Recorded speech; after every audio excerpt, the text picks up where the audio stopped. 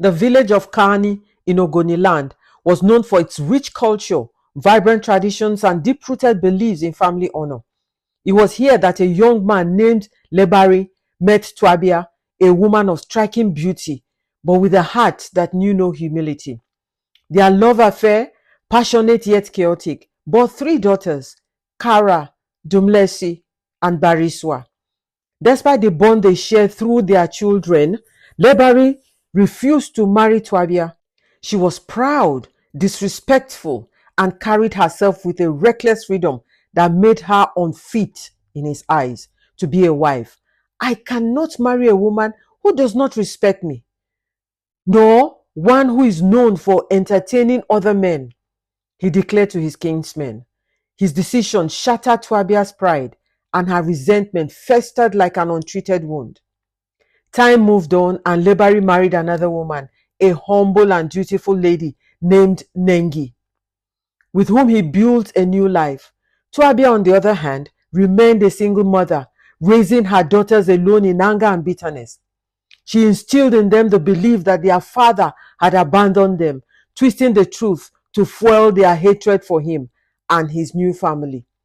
But destiny had its own plans, and as the years passed, the girls grew into beautiful young women, each with her own path ahead. As Tuabia's daughters came of age, suitors began to knock on their door, eager to claim the hands of the enchanting Dumlesi and Barisua. But there was one condition, a price too high for any man to pay. You want my daughter's hand in marriage? Tuabia will ask each hopeful young man. Yes, Mama, I love her and wish to marry her and make her my wife, they will respond, filled with hope. Then you must marry me first, she will say, her voice firm, her gaze daring them to object.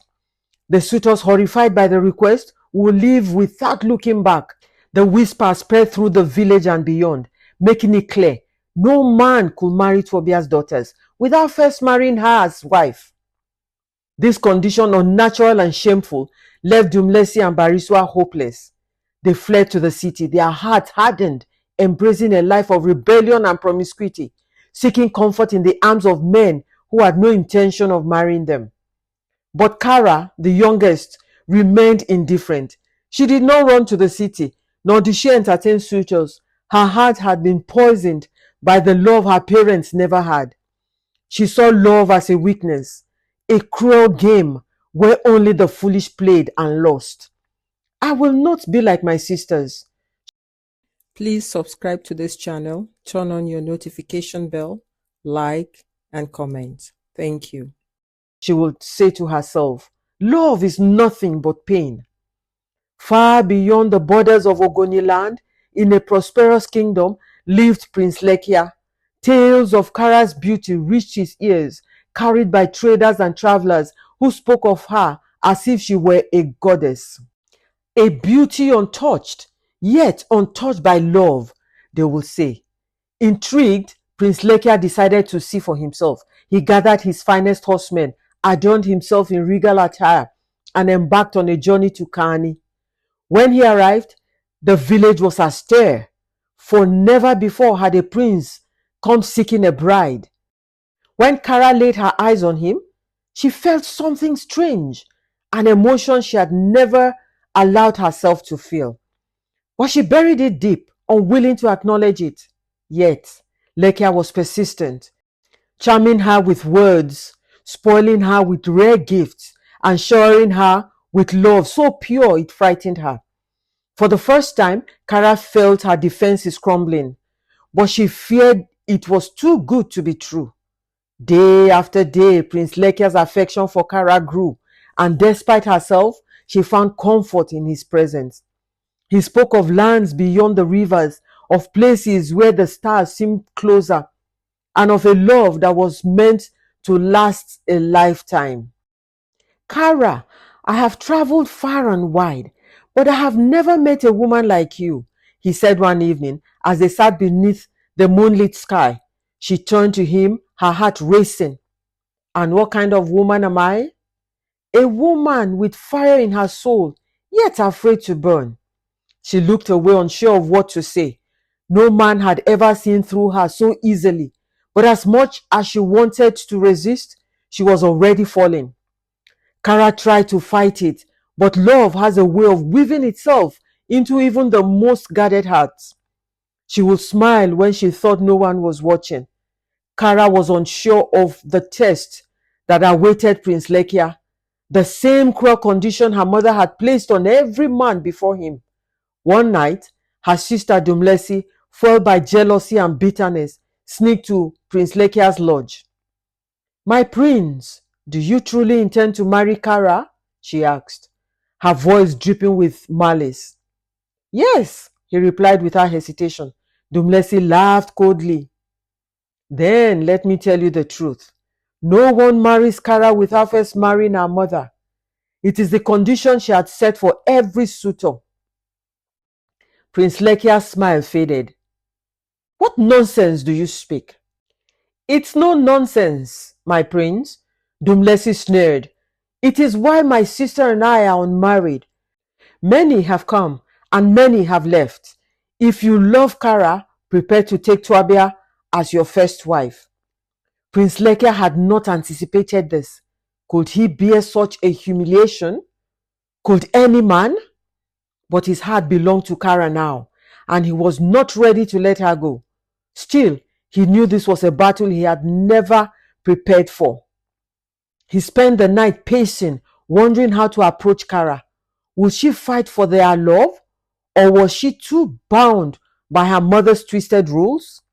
As dawn broke, he knew one thing. He could not walk away, not yet. Prince Lekia barely slept that night. The words of Dumlesi echoed in his mind. The idea that he had to marry Tuabia before Kara was absurd, insulting even. He had traveled far and wide, seen many strange customs, but never had he encountered a demand so twisted. At dawn, he sat in his lodge, staring into the flickering flames of a burning lamp. He knew Kara had to be told, but he dreaded the outcome. Will she defend her mother's condition, or will she stand by him? When Kara arrived later that morning, she was radiant as always, her deep brown skin glowing in the morning sun. She approached him with a shy smile, but it faded the moment she saw his troubled face. "What is wrong, my prince?" she asked, sitting beside him. He took a deep breath. "Kara, there's something I must tell you. Something that could destroy everything we have." Her heart pounded. "Tell me, my prince." "Your sister Dumlesi came to me last night and revealed a family secret," he began. He watched as Kara's fingers tightened into a fist. "She said that no man can marry you unless he first marries your mother." Kara was in shock, her face draining of color. Shame burnt in her chest. She knew her mother's ways, but she had never imagined the condition had been placed on her as well. "It's not true," she whispered, shaking her head. "Tell me it is not true." But she knew it was. Deep in her heart, she had always suspected that her mother's greed would one day stand in the way of her happiness. "Kara," Lekia said gently, reaching for her hand, "this is not your fault. But tell me, will you allow this? Will you fight for us?" Tears welled up in her eyes. She had never believed in love, yet here it was, right before her, slipping through her fingers before it had the chance to flourish. "I don't know," she whispered. "I don't know what to do." Kara ran home that day with a heart full of rage and fear. She stormed into their small mud house, finding her mother lounging on a wooden bench, lazily peeling a mango. Tuabia looked up with mild amusement as Kara burst in, breathing heavily. "What is it, my daughter?" Tuabia asked. Kara clenched her fist. "How could you, mother? How could you do this to me?" Tuabia smirked. "Ah, I see. So you have finally discovered the truth. Took you too long." "Why, Mama?" Kara's voice cracked. "Why would you curse us like this?" "Curse? No, my daughter, I'm protecting you. A man who truly loves you should be willing to go through anything to have you." "That's not love, Mama," Kara screamed.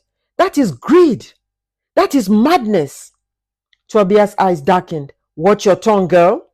No, Mama, you are the reason my sisters are unmarried. You are the reason they are lost in the city, with no honor left. And now you want to destroy my future too? Tuabia's expression hardened.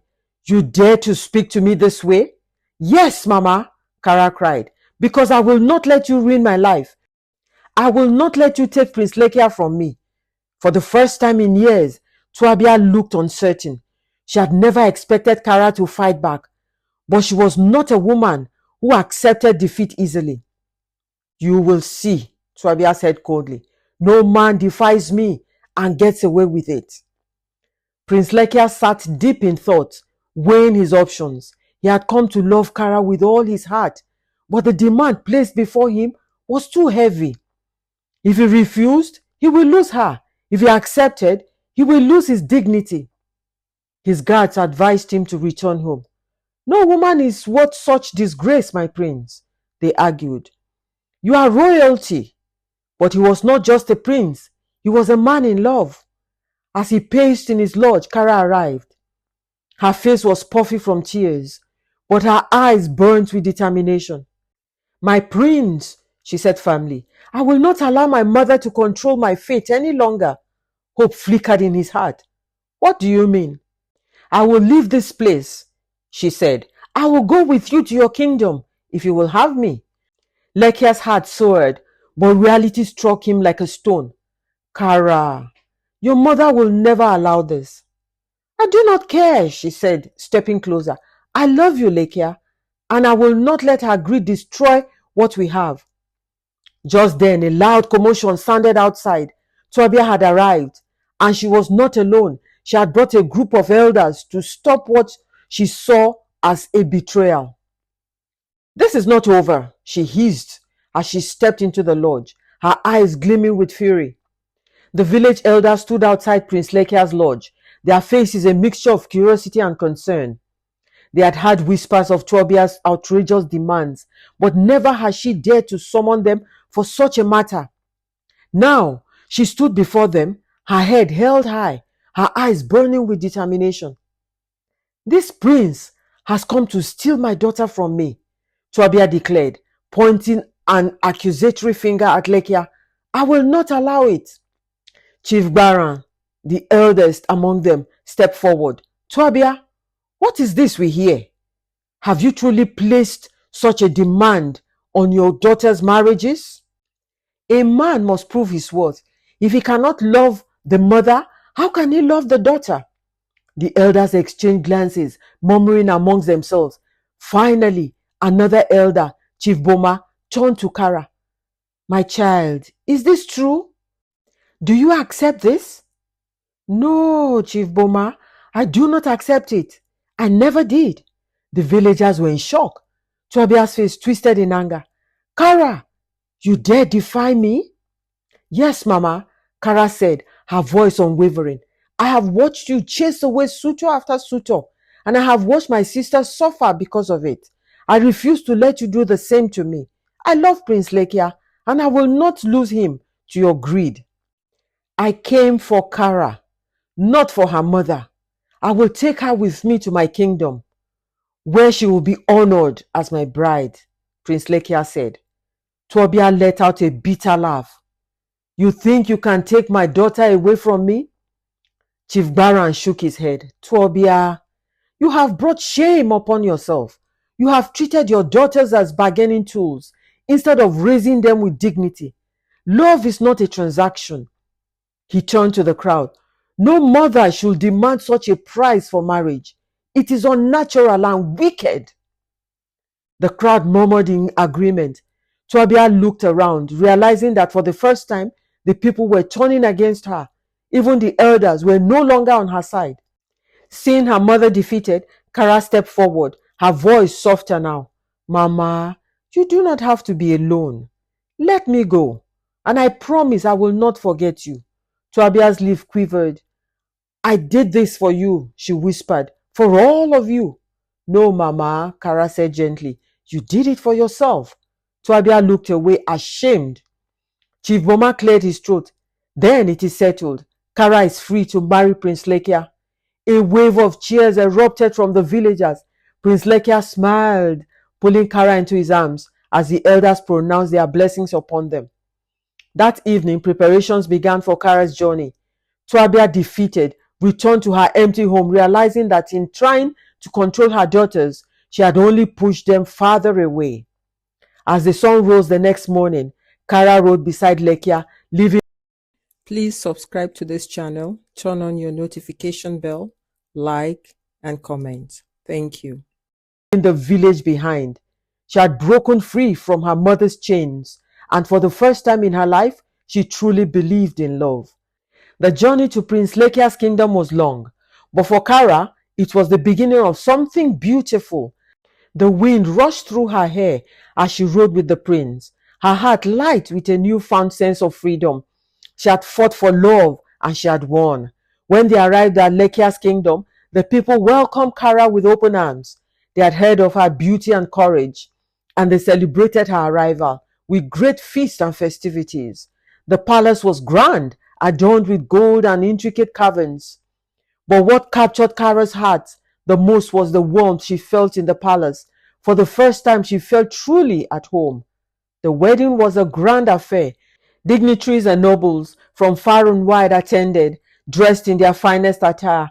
Kara, adorned in a dazzling outfit, walked gracefully towards her future, her heart steady. When she stood before Lekia, she no longer doubted love. As they exchanged vows, she realized that love, when given freely and nurtured with trust, was a force stronger than any curse. As the ceremony concluded and the drums echoed through the night, Kara looked up at the sky, whispering a silent prayer. She prayed for her sisters, hoping that they too will find their way. She prayed for her mother, hoping that she would one day understand that love could not be bought or controlled. Most of all, she prayed for herself. She would never lose sight of who she had become. Back in Kana, Tuabia sat alone in her hut. The silence was deafening. All her daughters were gone. She had no one left. She had believed that she was protecting them, ensuring their future security. But now she saw the truth. She had only been feeding her own pride and greed. Days turned into weeks, and whispers spread through the village. Some said Tuabia had lost her mind, wandering aimlessly through the marketplace, mumbling to herself. Others said she had finally seen her folly and was seeking forgiveness from the gods. No one knew for sure, but one thing was certain. Tuabia, once the proud and feared woman in Kana, was now just a shadow of herself. Meanwhile, Dumlesi and Barisua, hearing of Kara's triumph, began to reflect on their own choices. They had wandered the city in search of love, but they had found only heartbreaks and regrets. Slowly, they began to return to their roots, hoping to rebuild their lives and find the happiness they had once abandoned. As for Kara, she thrived in Lekia's kingdom. She ruled beside him, wise and compassionate, ensuring that no woman under her care would suffer the same fate she had almost endured. She used her voice to change traditions that were unfair to women, and in doing so, she became beloved by her people. And so the story of a mother's greed came to an end. Some say Tuabia lived out her days in solitude, forever regretting her choices. Others believe she would one day seek forgiveness, realizing that love was never meant to be caged or sold. But one thing was certain: Kara had broken free, and in doing so, she had rewritten her own destiny.